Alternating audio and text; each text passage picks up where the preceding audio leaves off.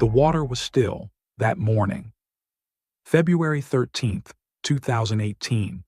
Lake Coeur d'Alene stretched out under a pale winter sky, the kind of cold that makes your breath hang in the air like smoke. A small boat drifted near the shore, carrying a woman who was about to make a phone call that would unravel everything. 2 hours. That's how long she waited. 2 hours before dialing 911. 2 hours with the lake around her, silent and vast. 2 hours to think, to decide, to prepare what she would say. Her husband was no longer in the boat. The sunrise they had come to watch was long gone by the time help arrived. And when rescuers reached the scene, they found a woman with a bloody nose, shivering, telling a story about a man who had simply fallen into the water, a story about a romantic morning gone wrong, a story that, piece by piece, would fall apart. What really happened on that boat? Why the delay? And why did nothing about this woman's story quite add up?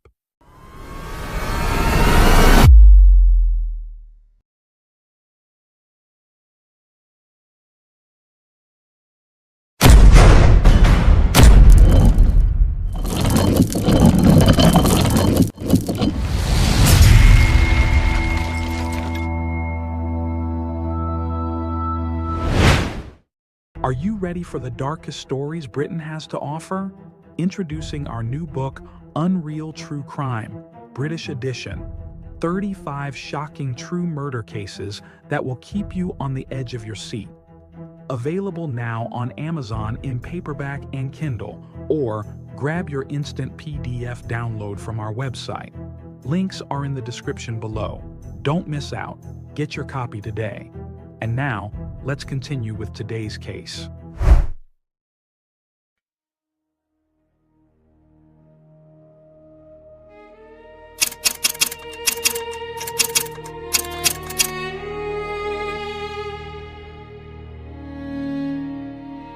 Larry Eisenberg was born in Idaho in 1950, a true local who spent his entire life in the state. He grew up surrounded by forests and lakes, the kind of landscape that would shape his entire life. From an early age, he understood the value of hard work, a principle he would carry with him every single day until his last.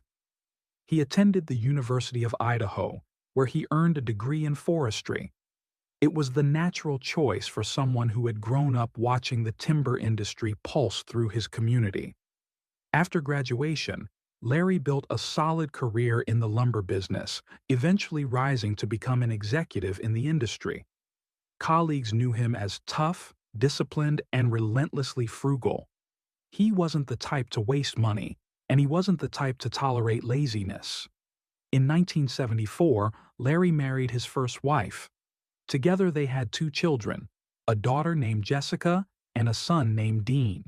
He raised them with the same principles that guided his own life: work hard, stay honest, be a straight arrow. His kids remember him saying things like that all the time, drilling into them the importance of integrity and effort. The marriage lasted until the children were grown, and then, like many long unions, it quietly came to an end. Larry and Lori's paths crossed through the Coeur d'Alene Chamber of Commerce, where both were active members of the local business community. Some accounts suggest she was hired as his secretary while he was still married, and that their relationship began after both their marriages had ended. Either way, by the time they became a couple, they presented themselves as 2 people embarking on a new chapter together. Lori Barnes was born in 1953 into circumstances far different from Larry's steady Idaho upbringing. She grew up in a sect of the LDS Church, and her childhood was marked by serious poverty. There were periods when her family had so little that they squatted in empty farmhouses, moving from place to place, surviving on whatever they could find. Despite these beginnings, or perhaps because of them, Lori developed a personality that drew people in. She had a smile that seemed genuine and a giddy laugh that put others at ease. By the time she reached adulthood, she had learned how to make people like her, how to present a version of herself that inspired trust. At 19, in 1973, she married Stephen Barnes. Over the following years, they had 6 daughters together. Lori threw herself into motherhood and, by all outward appearances, created a stable home. Her daughter Amber would later describe their early family life as perfect: church every Sunday, lessons about living right, making good choices, getting good grades, doing chores. The structure that Lori had lacked in her own childhood, she seemed determined to build for her children. The marriage to Stephen lasted over 2 decades before ending in 1996. At 43 years old, Lori found herself a single mother, and she made a significant decision. She would start over in Coeur d'Alene, Idaho. In this new city, Lori reinvented herself. She became deeply involved in community work, eventually earning the title of Volunteer of the Year from the Coeur d'Alene Chamber of Commerce. She was the kind of person who showed up at events, who remembered names, who made connections. Eventually, she rose to become the executive director of the North Idaho Housing Coalition, a nonprofit organization tied to federal housing funds. It was a position of trust, a role that gave her access to significant resources meant to help those in need. To the outside world, Lori Barnes had overcome her difficult beginnings and become a pillar of her community. When Lori and Larry married, they brought together a blended family of 8 children, Larry's 2 and Lori's 6, along with 15 grandchildren and eventually a great-grandchild. It was a large, sprawling clan, and the couple embraced it fully. They owned a secluded cabin that they lovingly called Our Paradise, a place where the whole family would gather for holidays and celebrations. From the outside, the marriage looked like a fairy tale. Dean Eisenberg would later describe it as absolutely perfect. Friends used the word soulmates. A colleague who knew them both said Larry trusted Lori completely, without reservation. They traveled together constantly, visiting grandchildren, taking trips, building what appeared to be an ideal retirement. Lori's daughter, Chrislyn, would later recall how happy her mother seemed with Larry, noting the way he looked at Lori with genuine admiration. The stepchildren on both sides appeared to get along. Larry, despite being a tough and frugal man, had a warmth that extended to his new extended family. But certain details, invisible at the time, would later take on different meaning. Larry prided himself on fiscal responsibility. It was central to who he was, the man who taught his kids never to be lazy, never to waste, always to earn. He managed their money carefully, keeping track of every dollar. This was something Lori knew well, and yet there was something Larry didn't know, something that existed in a parallel world hidden from his view, growing larger and more dangerous with each passing month. The day was February 13th, 2018, a Tuesday, the day before Valentine's Day. Larry and Lori had plans. They would take their boat out on Lake Coeur d'Alene before sunrise to watch the dawn break over the water. It was the kind of romantic gesture that fit their public image as devoted partners. After the boat ride, they intended to have a special Valentine's breakfast together. They left their home while it was still dark, the winter cold, sharp and biting. The lake was quiet at that hour, the water dark and calm. They launched the boat and headed out onto the water as the first hints of light began to appear on the horizon. According to Lori's account, everything was normal at first. They were out there together, watching the sky change colors, enjoying the peace of the early morning. Then, she said, something went wrong with the motor. Larry leaned toward it to investigate. He gave her a strange look. She would later mention something about stroke-like symptoms, a sudden change in his demeanor. And then he fell overboard, into the frigid February water. That was her version. What happened next, according to the official timeline, was a gap. a period of approximately 2 hours during which Lori did not call for help. When asked about this later, she explained that she didn't want to leave the area where Larry had fallen, that she was searching, that she was hoping. At approximately 2 hours after the incident, she finally dialed 911. When rescuers arrived, they found Lori with visible injuries, a bloody nose, which she explained came from trying to save her husband. The boat was intact. Larry was nowhere to be found. The water temperature that morning was in the low 40s. In water, that cold survival time without rescue is measured in minutes, not hours. The search for Larry Eisenberg began immediately after the 911 call. Divers entered the frigid lake, and rescue teams scanned the water for any sign of him. Days passed. The community watched and waited. Lori gave interviews, describing her grief, her shock, her devastation at losing her husband in such a sudden, tragic accident. About a week after the incident, Lori wrote a letter to friends and family, describing the morning in emotional detail, the trip to the lake, the accident, her desperate attempts to save him. The narrative she presented was one of a widow in mourning, but beneath the surface, investigators were already troubled. The 2-hour delay before calling 911 didn't sit right. The details of her story seemed to shift slightly with each telling. And then there were the injuries. Lori's bloody nose, which she attributed to rescue efforts, raised questions about what exactly had happened on that boat. On March 1, 2018, Larry Eisenberg's body was recovered from the lake, about 2.5 weeks after he disappeared.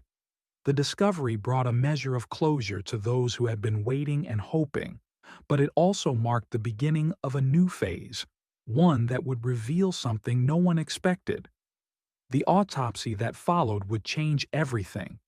When the medical examiner began the examination, they expected to find evidence consistent with drowning. A man in his late 60s falling into frigid water, his body submerged for weeks. The cause of death seemed obvious. But science told a different story. The medical examiner found something unexpected. Larry Eisenberg had not drowned. The cause of death was diphenhydramine toxicity, an overdose of Benadryl, the common antihistamine found in medicine cabinets across America. The concentration in his blood was 7,100 nanograms per milliliter, a level so far above therapeutic doses that it could only have been achieved through massive, deliberate ingestion. To put this in perspective, a normal dose produces blood levels far, far lower than what was found in Larry's system. This was no longer a tragic accident on a cold February morning. This was a homicide investigation. Suddenly, every detail took on new significance. The romantic sunrise trip, the motor problems, the strange look Lori described, the 2-hour delay, the letter to friends and family, carefully crafted to establish a narrative, the bloody nose. And then investigators discovered something else. On the very day Larry disappeared, Lori had been exposed publicly for a completely different crime, one that would provide the missing piece of the puzzle. The double life Lori Eisenberg had been leading for years was about to collapse. As executive director of the North Idaho Housing Coalition, Lori had access to federal funds intended to help low-income families with housing. Over a period of years, she had systematically stolen from this organization, creating false invoices and fake expenses, setting up shell companies in her daughters' names, and siphoning money into her own pockets and those of her children. The total amount she embezzled: over $500,000. 4 of her 6 daughters were implicated.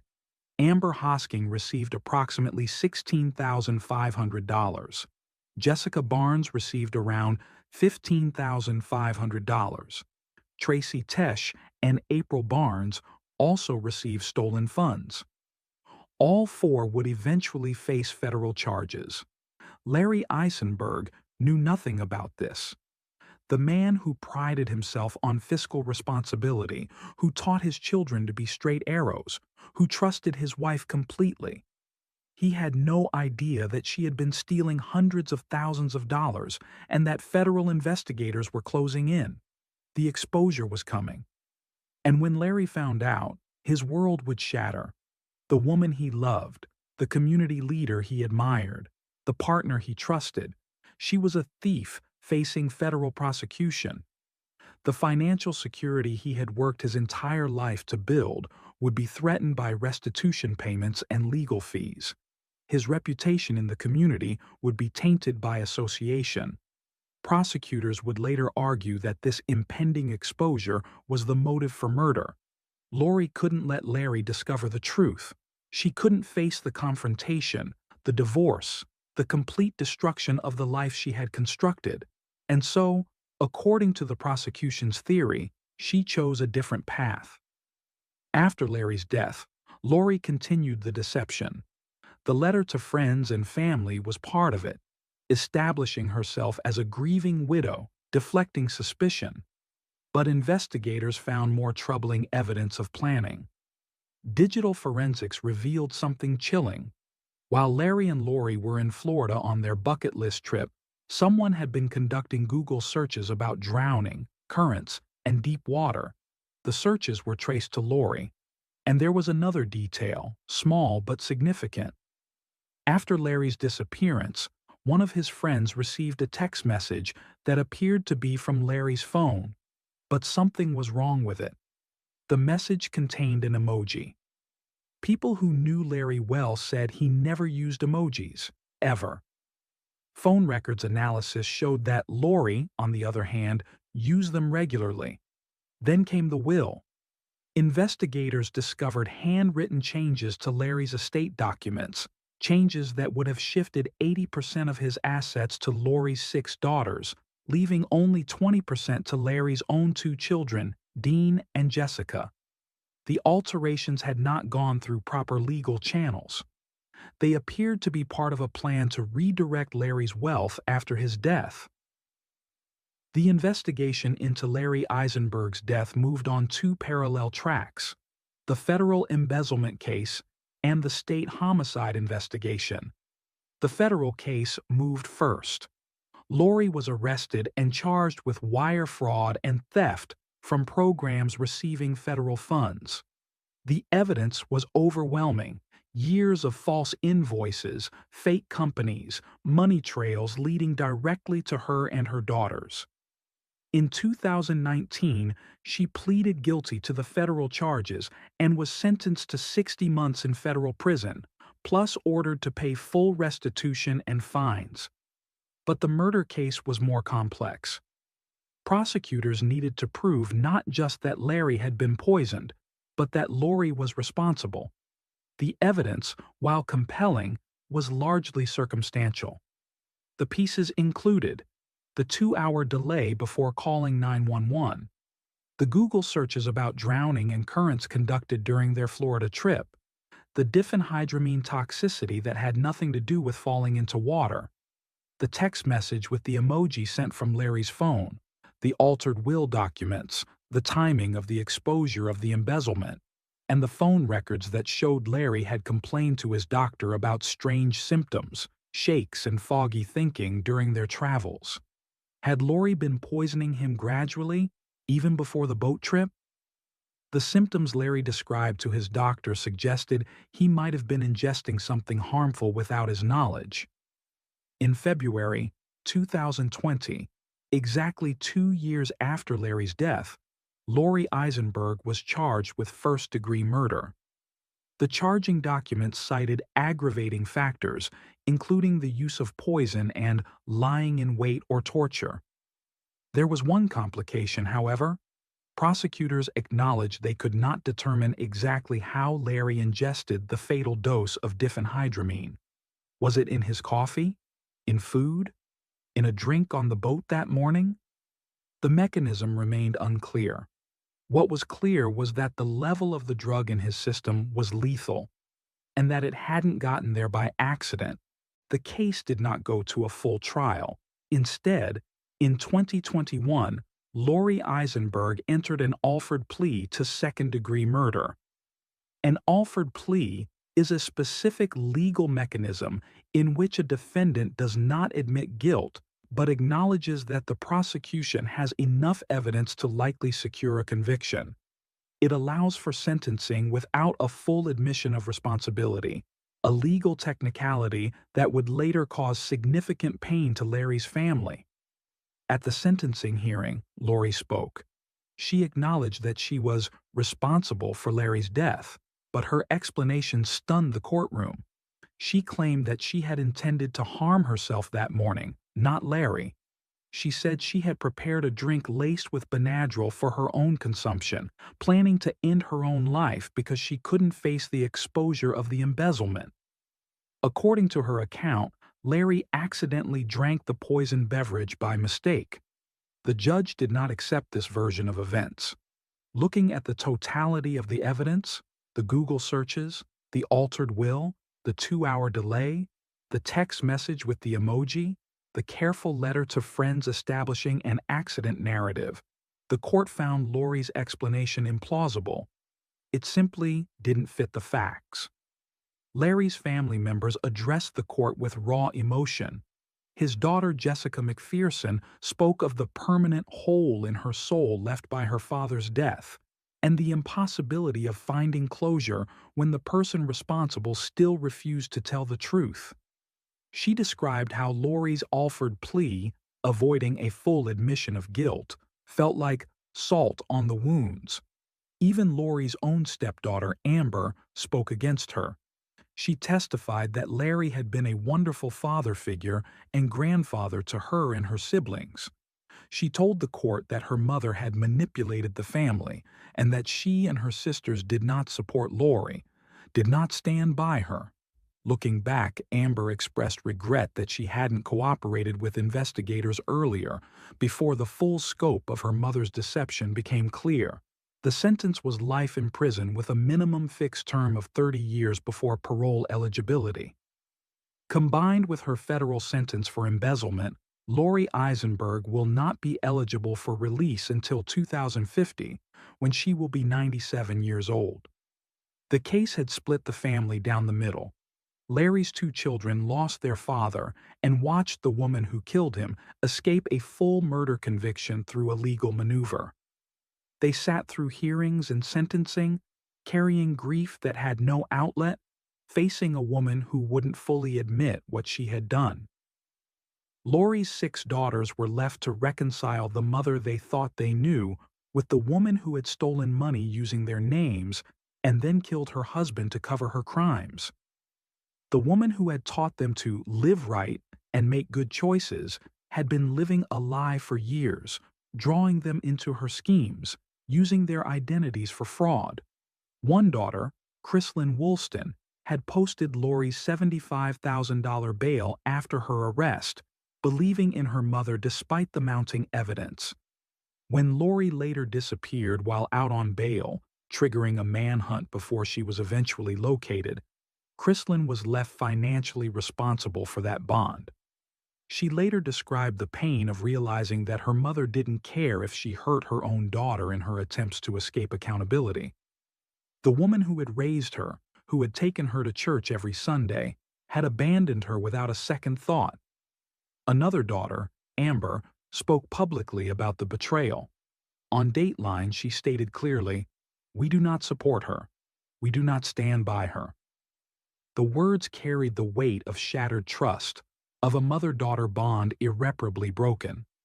Lake Coeur d'Alene is still there, quiet and vast, reflecting the sky the way it did on that February morning in 2018.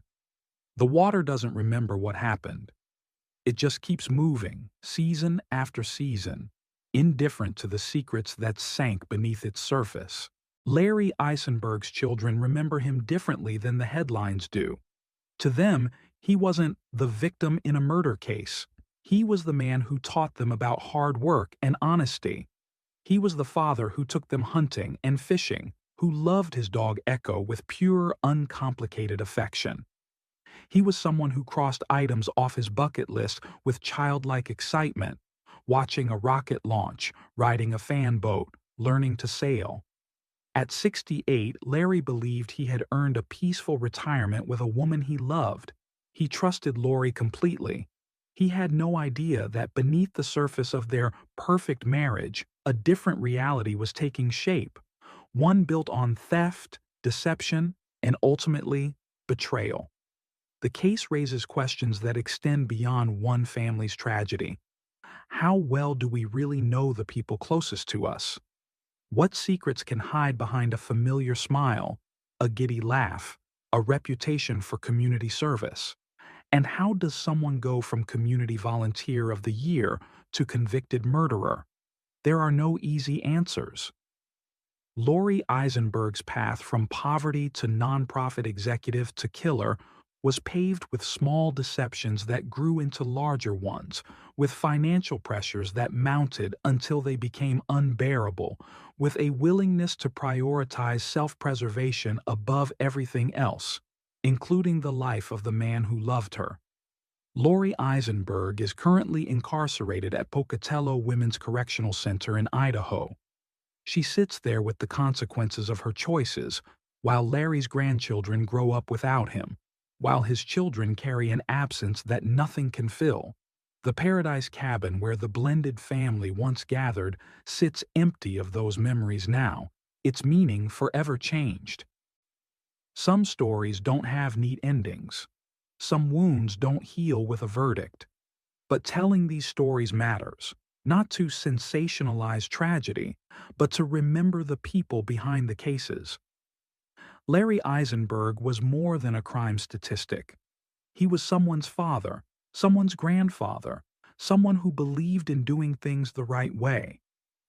If this story resonated with you, consider subscribing to the channel and sharing this video. Your support helps bring more cases like this one to light with the depth and respect they deserve. Because behind every headline, there's a human story waiting to be told.